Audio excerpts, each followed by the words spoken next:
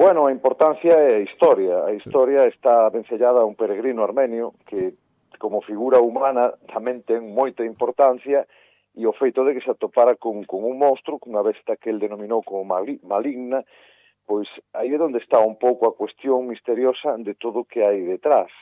O territorio do Wagner pois está ubicado na Costa da Morte, ou supostamente na Costa da Morte, e especificamente pois probable que nos montes de Dumbría, como está estipulado e falado, e despois do simposio pois determinouse que podera tratarse de un lobisome, un ser mitolóxico que forma parte do noso acervo popular, sobre todo nas terras do sur de Galicia, pero por que non no norte tamén.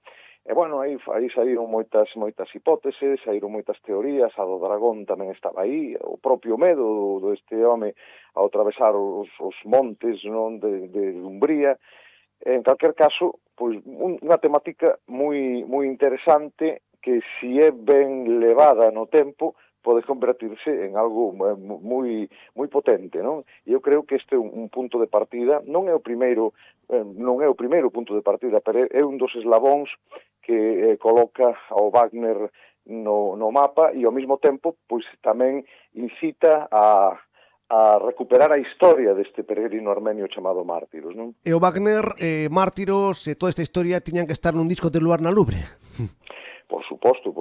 Eu, dende o primeiro momento en que coñecín esta historia, pareceume fascinante, porque ademais é unha historia real, o sea, non estamos falando dunha lenda, dun invento, de algo que ven a través da tradición, sino que estamos falando dunha historia que está recollida, unha historia que está aí. En calquera caso, nós estábamos traballando neste último CD, que é o de Vieiras e Vieiros, historias de peregrinos.